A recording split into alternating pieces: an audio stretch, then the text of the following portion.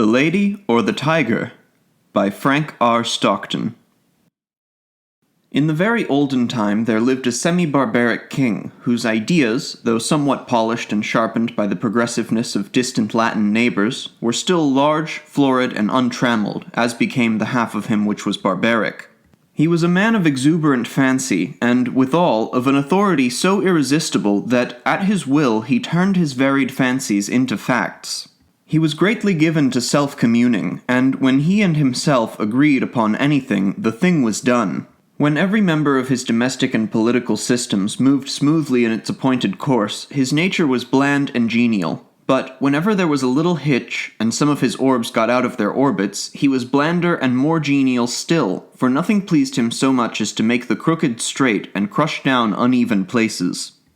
Among the borrowed notions by which his barbarism had become semified was that of the public arena, in which, by exhibitions of manly and beastly valor, the minds of his subjects were refined and cultured.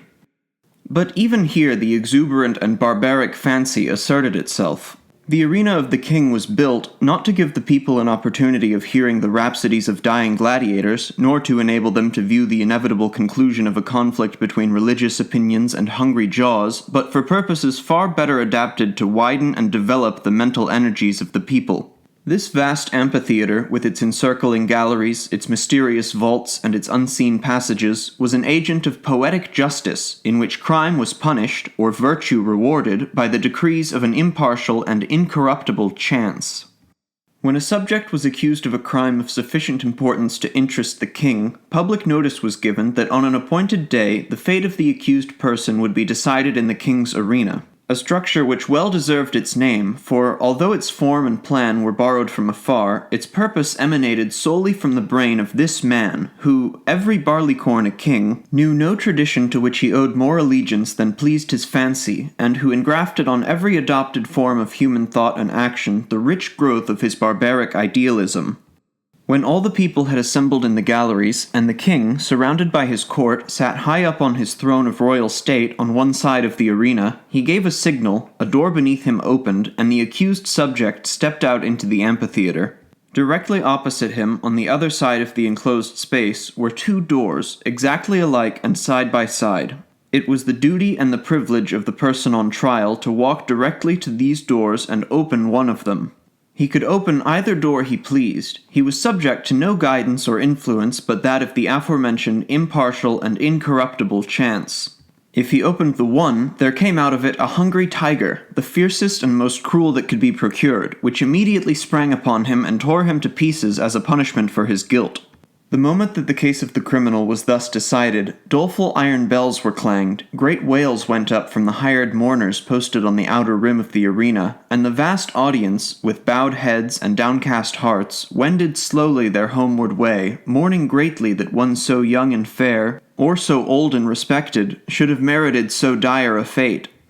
But, if the accused person opened the other door, there came forth from it a lady, the most suitable to his years and station that his majesty could select among his fair subjects, and to this lady he was immediately married, as a reward of his innocence.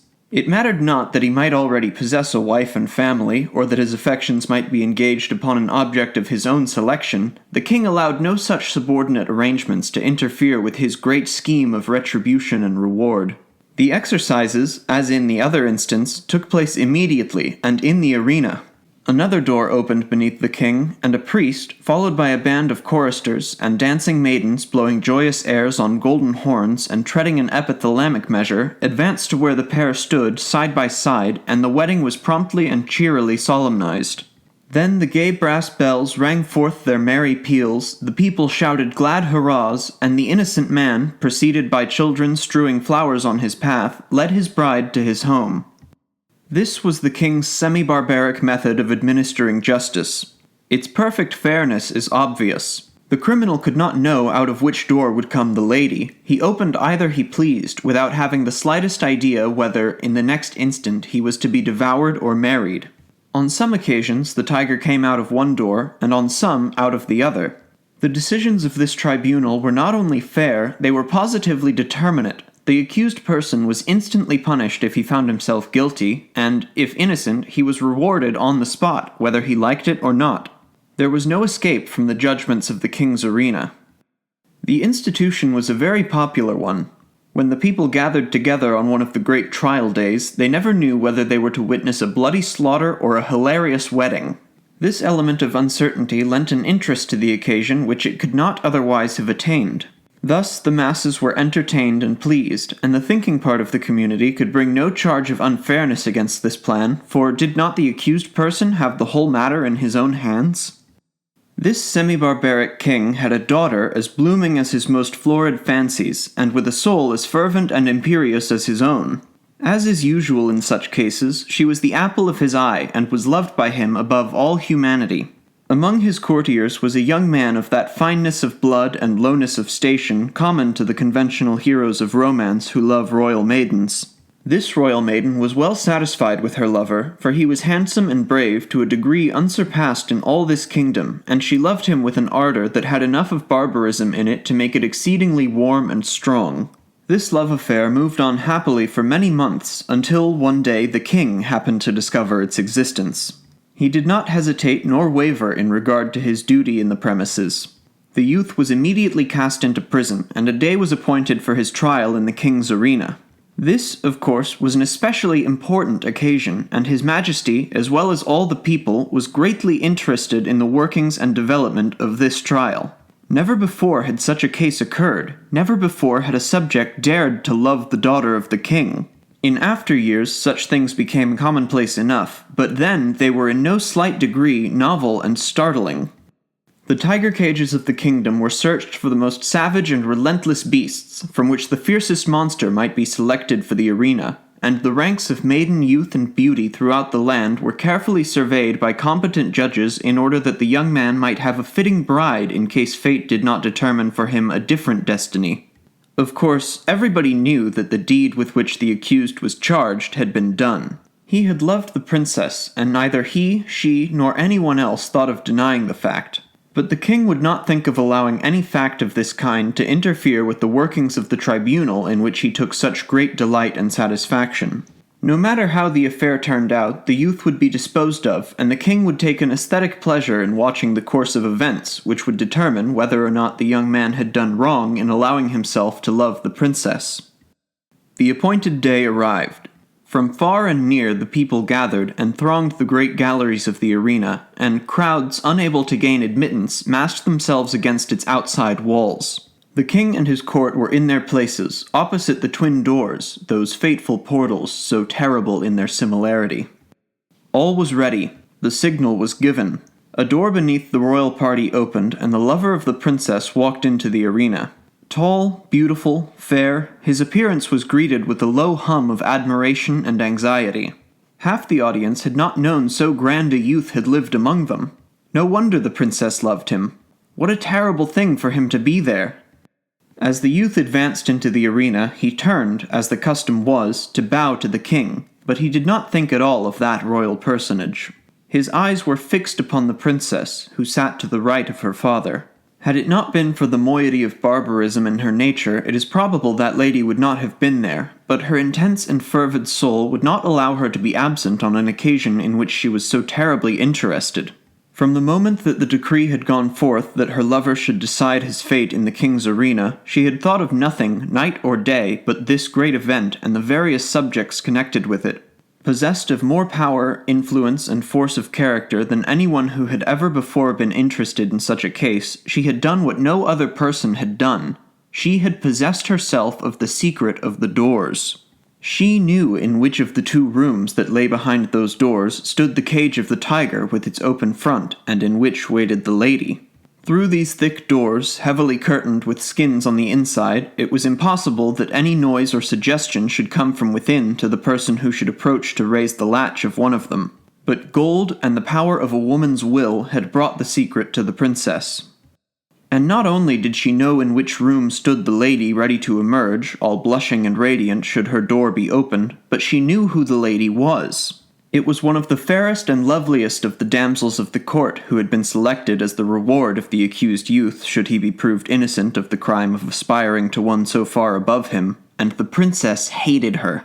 Often had she seen, or imagined that she had seen, this fair creature throwing glances of admiration upon the person of her lover, and sometimes she thought these glances were perceived, and even returned. Now and then she had seen them talking together. It was but for a moment or two, but much can be said in a brief space. It may have been on most unimportant topics, but how could she know that? The girl was lovely, but she had dared to raise her eyes to the loved one of the princess, and, with all the intensity of the savage blood transmitted to her through long lines of wholly barbaric ancestors, she hated the woman who blushed and trembled behind that silent door. When her lover turned and looked at her, and his eye met hers as she sat there, paler and whiter than anyone in the vast ocean of anxious faces about her, he saw, by that power of quick perception which is given to those whose souls are one, that she knew behind which door crouched the tiger, and behind which stood the lady. He had expected her to know it. He understood her nature, and his soul was assured that she would never rest until she had made plain to herself this thing, hidden to all other lookers-on, even to the king. The only hope for the youth in which there was any element of certainty was based upon the success of the princess in discovering this mystery, and the moment he looked upon her, he saw she had succeeded, as in his soul he knew she would succeed. Then it was that his quick and anxious glance asked the question, "Which?" It was as plain to her as if he shouted it from where he stood. There was not an instant to be lost. The question was asked in a flash. It must be answered in another. Her right arm lay on the cushioned parapet before her. She raised her hand and made a slight, quick movement toward the right. No one but her lover saw her. Every eye but his was fixed on the man in the arena. He turned, and with a firm and rapid step he walked across the empty space.